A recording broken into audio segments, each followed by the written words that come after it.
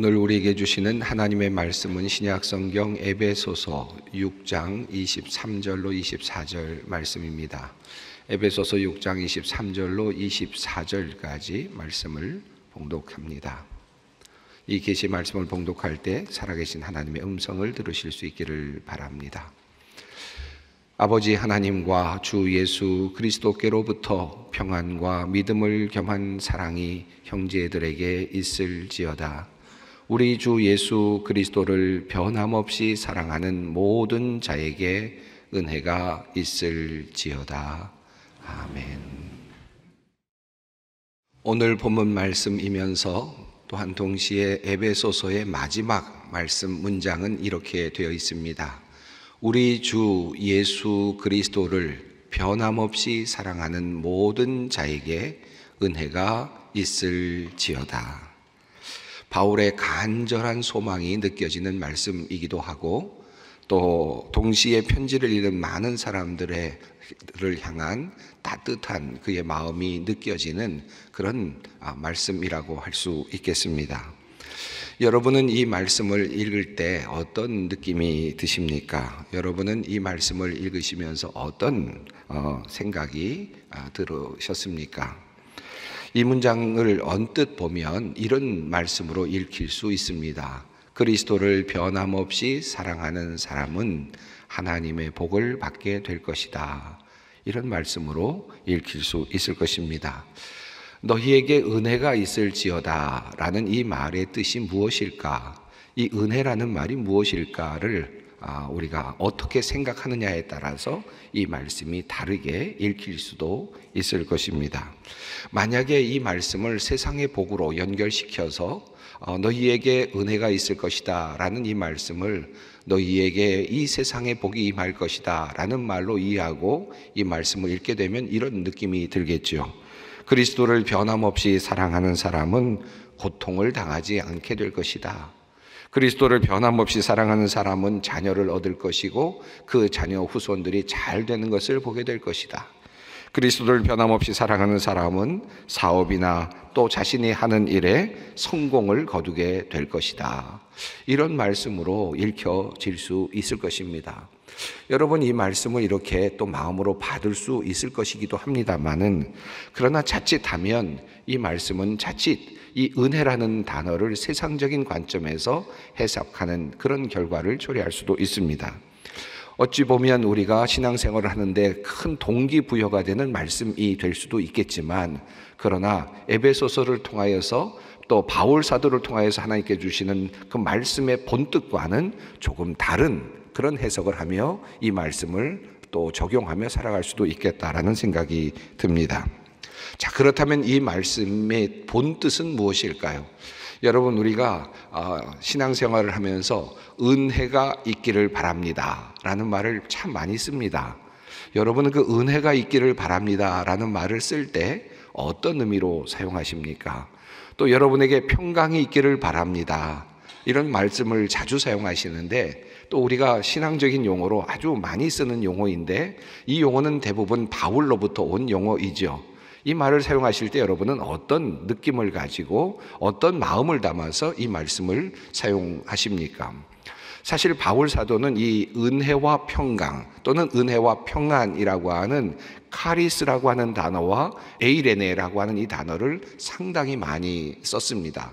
특별히 편지를 쓸 때마다 서두 부분에서 하나님의 은혜와 하나님의 평안, 하나님의 평강 이런 단어들을 계속해서 사용했기 때문에 모든 서신에 함께 나오는 이 단어가 바로 은혜 또는 평강이라는 단어입니다.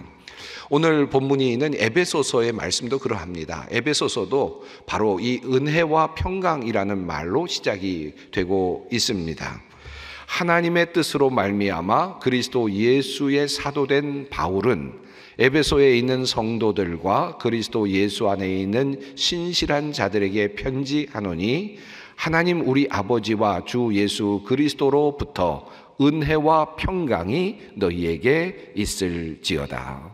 자, 여기서도 은혜와 평강이 너희에게 있을지어다 라고 그렇게 말씀하고 있죠. 이렇게 서두에서 시작된 에베소서의 말씀은 마지막 부분에서도 또다시 은혜와 평강, 평안이라는 단어로 마무리되고 있습니다.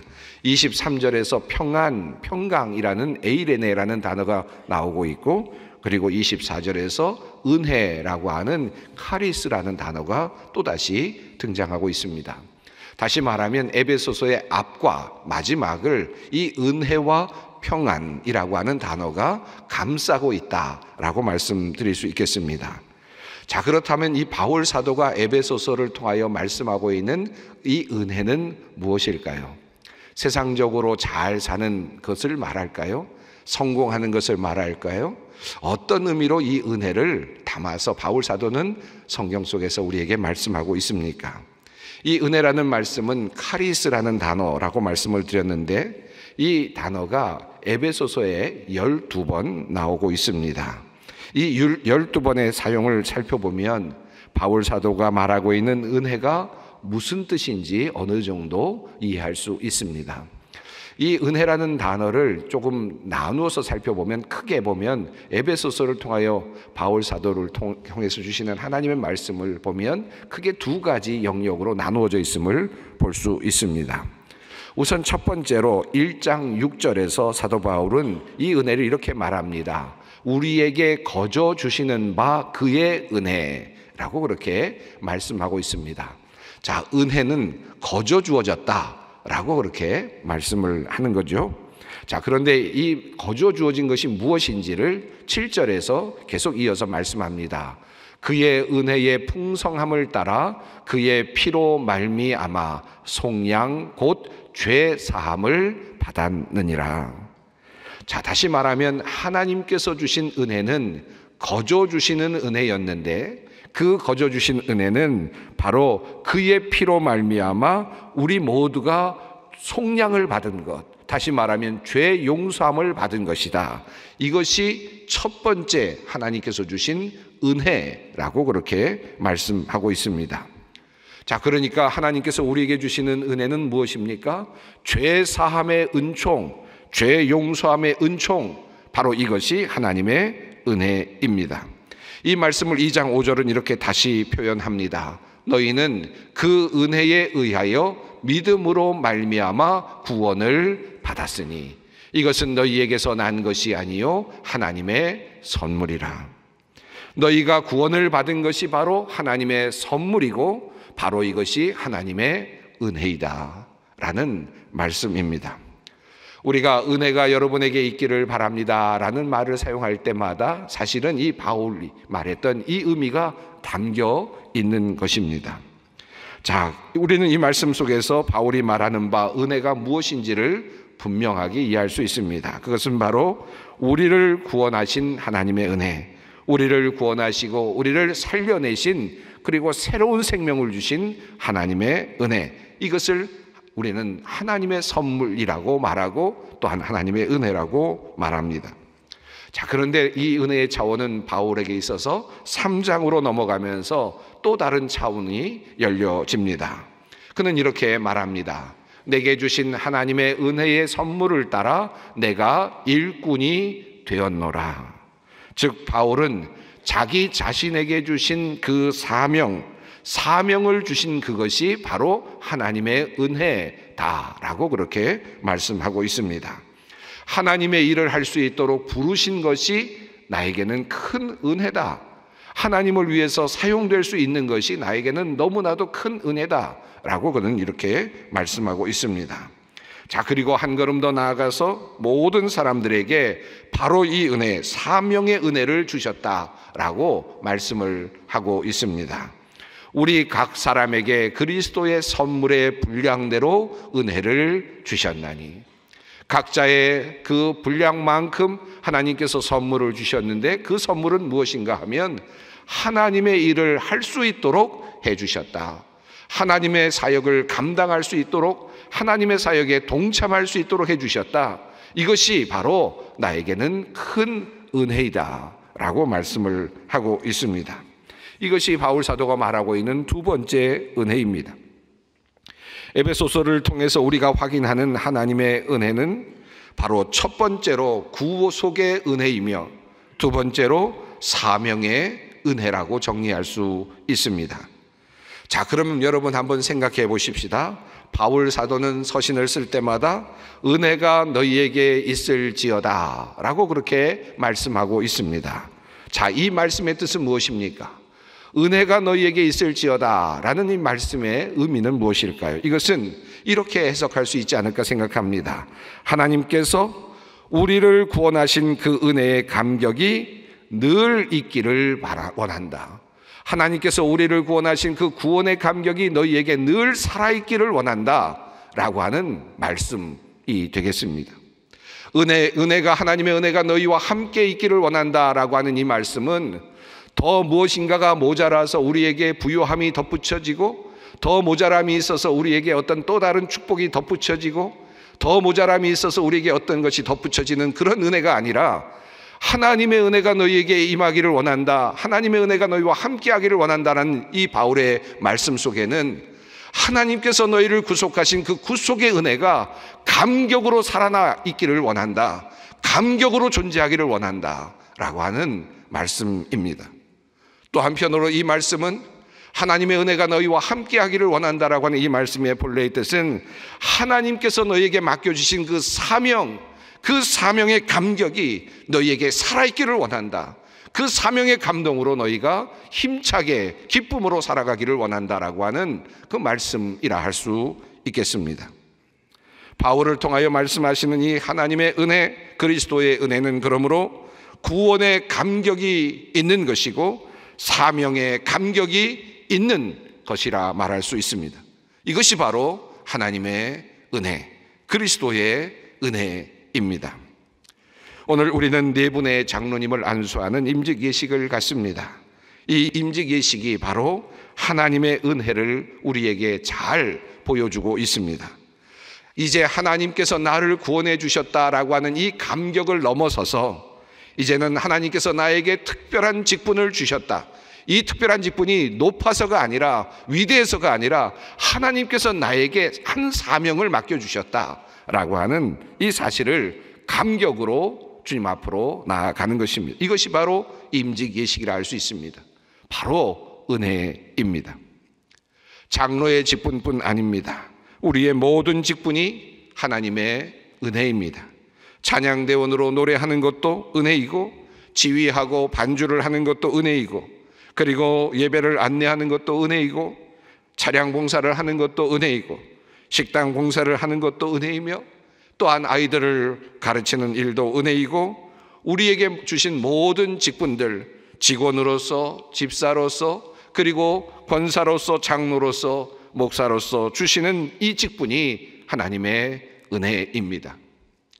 바로 이 마음을 가지고 살아가는 것, 이것이 바로 오늘 본문이 우리에게 말씀하고 있는 매우 중요한 말씀 내용이라 할 수 있겠습니다. 자, 그런데 흥미롭게도 바울은 이러한 사명의 은혜와 평안이라고 하는 이 에이레네를 아주 자연스럽게 말씀 속에서 연결시키고 있음을 봅니다. 에베소서에서 말씀하고 있는 평안은 앞서 말씀드린 대로 에이레네입니다. 이 단어는 에베소서에 8번 등장이 됩니다.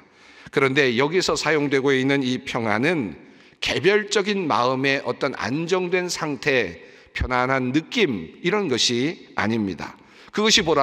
그것이라기보다는 관계를 회복하는 것, 관계적인 측면을 말씀하고 있습니다. 그래서 에베소서에는 화평케 함이라는 표현도 나오고 있고, 평안에 매는 줄이라는 표현도 나오고 있습니다. 모두가 다 에이레네라는 단어가 사용된 한국어 번역입니다. 자, 하나님께서 아들을 통하여 이루신 담을 허시는 그 일, 관계를 회복하시는 일, 하나님과 인간 사이에 담을 허시는 그 일, 이것이 바로 평안입니다. 사람과 사람 사이에 막혔던 담을 헐어내는 것, 이것이 바로 평안의 일이라고 에베소서는 말씀하고 있습니다. 아주 대표적인 말씀을 제가 한번 읽겠습니다. 에베소서 2장 14절 말씀, 또 17절 말씀입니다. 그는 우리의 화평이신지라 둘로 하나를 만드사 원수된 것 곧 중간에 막힌 담을 자기 육체로 허시고 또 오셔서 먼 데 있는 너희에게 평안을 전하시고 가까운 데 있는 자들에게 평안을 전하셨으니. 이 본문 속에서 화평이신지다라는 이 말씀이 에이레네이고 너희에게 평안을 전하셨다라는 말씀도 에이레네, 또 가까이 있는 자들에게도 평안을 전하셨다라는 말씀도 또한 에이레네입니다. 같은 말씀입니다. 자, 다시 말하면 화평케 하는 것, 평안이라고 하는 이 단어가 함께 사용되고 있습니다. 다시 말씀드리면 이 평안은 어떤 것입니까? 하나님과 우리 사이에 막혀 있었던 이 모든 담을 예수 그리스도께서 십자가의 보혈로 그 모든 것들을 허물어내시고 하나님과 우리 사이를 연결시키셔서 하나가 되게 하시는 그 일, 바로 그 일이 평안이라고 말씀하고 있습니다. 그리고 이와 같은 평안이 우리들에게도 이어진다는 사실을 말씀하고 있습니다. 평안의 복음은 우리의 사역으로 연결됩니다. 에베소서 4장 3절 말씀입니다. 평안에 매는 줄로 성령이 하나 되게 하신 것을 힘써 지키라. 평안에 매는 줄로 성령의 하나 되게 하신 것을 힘써 지키라. 이제 그리스도인들에게 주어지는 명령입니다. 그리고 이어지는 7절은 이것을 위해서 각 사람에게 그리스도의 선물의 분량대로 은혜를 주셨다라고 성경은 말씀하고 있습니다. 평안케 하는 그 일을 하기 위해서, 하나 되게 하는 이 일을 하기 위해서 너희가 부르심을 받았고 하나님의 은혜의 분량을 따라, 선물의 분량을 따라 은혜를 입게 되었다. 사역의 은혜, 그 은혜를 우리가 얻게 되었다라고 말씀하고 있습니다. 자, 이 말씀을 함께 어우러서서 함께 생각해 본다면 어떤 말씀이 됩니까? 우리가 사역하는 사역의 방향입니다. 사역의 목적이라고 할 수 있겠습니다. 우리가 하는 사역은 무엇을 말합니까? 예수 그리스도께서 이 땅에 오셔서 하나님과 우리 사이를 화목케 하시고 인간과 인간 사이를 화목케 하신 것처럼 똑같은 그 사역을 우리가 감당하도록 하는 것입니다. 평화의 사역이며 평안의 사역입니다. 우리의 사역이 어떠한 것이든지 그 모든 사역의 목적은 동일합니다. 하나 되게 하는 것이며 막힌 담을 허는 것이며 그럼으로써 하나님과 우리 사이를 평안으로 이끄는 것이며 우리와 우리 사이를 평강으로 이끌어 가는 것입니다. 이것이 바로 바울을 통하여 우리에게 주시는 하나님의 은혜요, 하나님의 평강입니다. 이 말씀을 조금 정리해 보겠습니다. 우리는 하나님의 은혜로 구원을 받았지요. 그 구원은 하나님과 우리 사이에 막힌 담이 흘리는 것이고 그 결과 우리는 참된 평안과 평안을 누리게 되었습니다. 자, 그리고 또다시 이것은 역으로 또 적용이 됩니다. 이제 구원을 받은, 은총을 받은 우리들은 이제 또 다른 사역의 은혜의 차원으로 나아가게 됩니다. 이제 사역으로 부르심을 받습니다. 그런데 그 사역의 그 목표는 바로 평강을 만들어 가는 것입니다. 평화를 만들어 내는 것입니다. 자, 이러한 전제 아래서 오늘의 본문 말씀을 조금 더 깊이 살펴보십시다. 오늘 본문 말씀은 하나님의 은혜와 평강을 말하면서 그 마지막을 맺고 있습니다. 자, 그런데 그 사이에 사랑이라고 하는 단어가 두 번 들어가 있는 것을 보게 됩니다. 23절에서는 믿음을 겸한 사랑이라는 표현이 나왔고 24절에서는 변함없이 사랑하는 모든 자에게 라는 말씀이 나왔습니다. 자, 이 말씀이 주는 의미가 무엇일까요? 하나님의 은혜를 누리는 사람들, 그리고 또 하나님의 은혜를 통하여 평강을 누리는 모든 사람들, 이 은혜와 평강이라고 하는 이 말씀 가운데에 놓여져 있는 이 단어, 이 표현, 이 어구, 이것이 우리에게 주는 의미가 매우 큽니다. 이 말씀은 우리가 어떻게 이 진정한 하나님의 은혜와 하나님의 그 평안을 누릴 수 있는지 알려주는 매우 중요한 단서입니다. 바로 사랑하는 사람들이 이 하나님의 은혜와 하나님의 평안을 누릴 수 있다는 말씀입니다. 그리스도를 사랑하는 사람, 하나님을 사랑하는 사람들이 바로 이 구원의 감격을 누릴 수 있고, 바로 누릴 수 있고, 이 사역의 감격을 온전하게 누릴 수 있다라고 하는 말씀입니다. 자, 그래서 사랑이 매우 중요합니다. 아마도 그래서 그랬는지 우리 주님께서는 디베랴 바닷가에서 베드로를 만나셨을 때 사랑을 물으셨는지도 모르겠습니다. 3번이나 예수님을 부인했던 그 베드로를 향하여 물으셨던 질문은 무엇이었습니까? 그것은 바로 내가 나를 사랑하느냐라는 질문이었습니다. 네가 나를 믿고 있느냐라고 말씀하지 않으셨고 묻지 않으셨습니다. 네가 이제까지 모든 것을 봤는데 이제 믿어지느냐라고 묻지 않으셨습니다. 네가 나를 믿느냐라고 믿지 않으셨습니다. 내가 부활의 소망을 지금 이제 가지게 되었느냐, 네가 그렇게 고백할 수 있느냐, 그런 말씀도 하지 않으셨습니다. 주님께서 물으셨던 질문 하나는 그저 단순하게 그저 내가 나를 사랑하느냐라고 물으셨습니다. 그리고 주님은 그 물음에 답하는 베드로를 향하여서 내 양을 먹이라, 내 양을 치라, 사명을 허락해 주셨습니다. 사명의 은혜를 그에게 허락해 주셨습니다. 사명의 은혜를 받기 전에 그가 꼭 다시 한번 점검해야 했던 것은 내가 과연 주님을 사랑하는가? 내가 과연 주님을 사랑하고 있는가? 내가 정말 주님을 사랑하고는 있는가? 라고 하는 그 질문에 답을 해야만 했습니다. 우리가 받는 이 사역의 은혜는 하나의 감투가 아니고, 우리가 갖는 이 사역의 은혜는 나를 위한 것이 아니라 하나님을 사랑하기 때문에 우리가 누리는 은혜라고 할 수 있습니다. 하나님의 은혜를 받은 자들이 가져야 할 것이 바로 사랑입니다. 하나님의 사역을 감당하기 위해서 우리가 가져야 될 것 역시 사랑입니다. 사랑이 사명을 감당하게 합니다. 사랑이 없이는 사명을 감당할 수 없습니다. 우리가 하는 모든 교회의 사역, 또 우리의 직분자로서의 사역, 이 모든 사역의 중심에는 사랑이 존재해야 합니다. 하나님을 사랑하는 마음, 교회를 사랑하는 마음, 진심으로 아끼는 마음, 그 사랑하는 마음이 있을 때 우리는 진정 하나님의 그 구속의 은혜를 누릴 수 있고, 동시에 사명으로부터 오는 하나님의 감동적인 은혜를 누릴 수 있을 것입니다. 자, 마지막으로 한 가지를 더 살펴보고 싶습니다.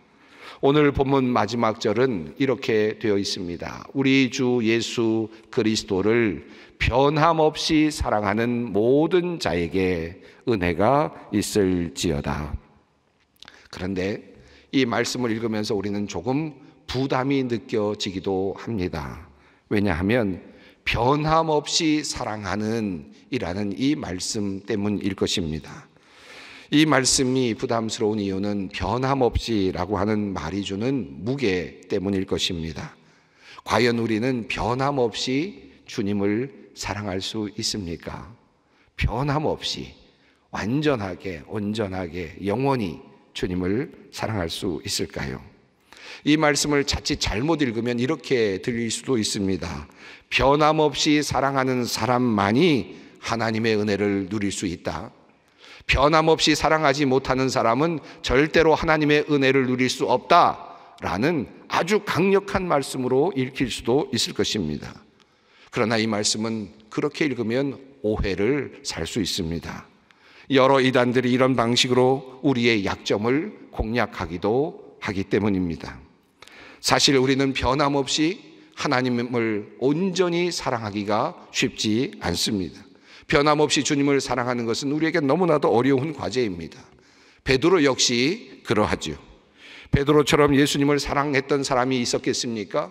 예수님께서 자기 자신이 언젠가 이제 순환의 자리에 나가게 될 것이고 언젠가 십자가를 지게 될 것이다 라는 말씀을 하셨을 때 얼마나 강력하게 안 된다라고 말했던 사람이었습니까? 그가 바로 베드로였습니다. 겟세마네 동산에서 그를 잡으러 오는 사람들, 그 사람들을 향하여 칼을 들고 그 어떤 종의 귀를 베기도 했던 그런 사람이기도 했습니다. 분개했고 그리고 그 그리스도를 지키기 위해서 노력했던 사람이기도 했습니다. 그러나 그가 정말 변함없이 사랑했습니까? 그렇게 강력했던 사랑을 가지고 있었던 그 베드로가 변함없이 그렇게 주님을 사랑했습니까? 그러지 못했습니다. 그는 그저 예수님과 멀리 떨어져 있는 그 예수님의 판결받는 그 자리에서 예수님을 3번이나 부인합니다. 변함없이 주님을 사랑하지 못했습니다. 이것이 우리의 문제입니다. 변함없이 사랑하고 싶지만 변함없이 사랑할 수 없는 우리의 현실, 우리의 모습, 이것이 우리의 참 아픔이기도 합니다. 그래서 그랬는지 베드로는 디베랴 바닷가에서 예수님을 만났을 때 예수님께서 내가 나를 사랑하느냐 3번 물으셨을 때 그 답을 제대로 하지 못했습니다. 물론 아람어로 했기 때문에 아마 어떤 의미로 오고 갔는지 정확히 알 수는 없지만 성경은 이 말씀을 헬라어로 풀어서 우리에게 전하고 있죠. 예수님께서는 그에게 물으셨습니다. 네가 나를 아가페의 사랑으로 사랑하느냐? 아가페의 사랑으로 사랑하느냐? 물으셨을 때 이 베드로는 감히 자기 자신이 아가페의 사랑으로 사랑한다고 말할 수 없었습니다. 그래서 그는 필로스의 사랑으로 사랑한다고 그렇게 대답을 하죠. 또다시 예수님께서 아가페의 사랑으로 사랑하느냐 물으셨지만 그는 그렇게 대답할 수 없었습니다. 필로스의 사랑으로, 그보다 좀 못한 사랑으로 살아갈 수밖에 없는 자신의 현실을 고백했습니다. 결국 예수님께서 다시 필로스의 사랑으로 다시 낮춰주셨을 때 그는 그 필로스의 사랑을 고백하고 있습니다. 이것이 바로 베드로의 모습입니다. 그는 아마도 자기 자신이 이렇게 필로스의 사랑으로 사랑합니다라고 밖에 말할 수 없었을 때 그는 사랑의 깊이, 사랑의 지속 속에 대해서 자신이 없었던 것 같습니다. 그리고 자신의 그 모습을 솔직하게 표현했다고 할 수 있을 것입니다. 자, 그렇다면 바울이 오늘 본문에서 말씀하시는 이 내용은 어떤 내용입니까? 우리 주 예수 그리스도를 변함없이 사랑하는 모든 자에게 은혜가 있을지어다. 이 말씀은 변함없이 사랑하지 못하면 은혜를 받을 수 없다라는 말씀이 아니라 은혜를 받은 자로서 변함없이 사랑하도록 끊임없이 노력하며 살라는 격려의 말씀입니다. 우리가 비록 끊임없이 사랑할 수는 없을지 모르지만 그러나 끊임없이 사랑하도록 노력하라.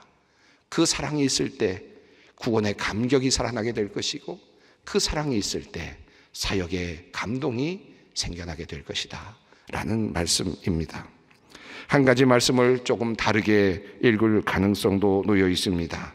오늘 본문 24절을 원어로 조금 정확하게 어순을 따라 번역하면 이렇게 되어 있습니다. 은혜가 우리 주 예수 그리스도를 사랑하는 모든 이들에게 변함없이. 이 말씀 속에 엔아프다르시아라고 하는 이 단어가 있는데 이 변함없이라는 이 문장이 맨 뒤에 붙어 있음을 확인할 수 있습니다. 여기에서 이 문장이 이 변함없이라는 이 단어, 이 문장이 이 표현이 어디를 수식하는가 하는 것에 대한 이론이 있을 수 있습니다. 용례적으로 본다면 변함없이 사랑하는 이라는 표현이 일반적인 해석이기도 합니다. 그래서 대부분의 성경은 개정개역과 같은 방식으로 해석을 했습니다. 변함없이 그리스도를 사랑하는 사람들, 모든 사람들이라는 표현을 썼죠. 그런데 이 문장에서 앞서 보셨습니다마는 이 문장에서 이 변함없이라고 하는 이 단어를 은혜와 상관해서 다시 볼 수도 있습니다. 독일어 관주 성경이 그 가능성을 이야기하고 있고요. 또 다른 성경들도 그와 같은 해석의 가능성을 열어놓고 있습니다. 이렇게 해석을 하면 이런 해석이 될 수 있습니다. 변함이 없는 하나님의 은혜가 우리 주 예수 그리스도를 사랑하는 모든 사람들에게 내리기를 바랍니다 라는 말씀으로 얘기가 됩니다.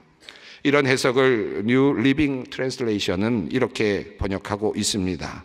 하나님의 은혜가 영원히 주 예수 그리스도를 사랑하는 모든 사람에게 임하기를 빕니다. 자, 이 해석이 보다 바울다운 해석이 아닐까 하는 그런 생각이 들기도 합니다. 요한복음 13장에서 예수님께서 마지막에 세상 사람들을 사랑하시되 끝까지 사랑하셨다라고 말씀하신 내용이 나오지요. 끝까지 사랑하시는 주님의 그 사랑, 그 주님의 사랑은 하나님의 사랑입니다. 우리는 끝까지 사랑하기 어려울지는 모릅니다. 그러나 우리가 사랑하려고 노력할 때 변함이 없는 하나님의 은혜가 우리와 함께 하실 것이다. 이 약속이 우리 앞에 놓여 있습니다. 주님의 말씀을 마지막으로 읽어드립니다. 우리 주 예수 그리스도를 변함없이 사랑하는 모든 자에게 은혜가 있을지어다. 은혜가 우리 주 예수 그리스도를 사랑하는 모든 이들에게 변함없이. 기도하겠습니다. 사랑의 하나님, 우리에게 주신 구속의 은혜를 찬양합니다. 또한 부족한 우리에게 맡겨주신 귀한 사명의 은혜를 감사함으로 받습니다.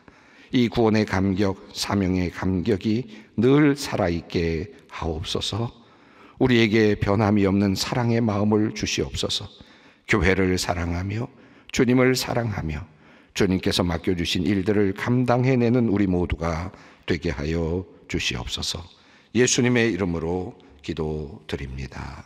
아멘.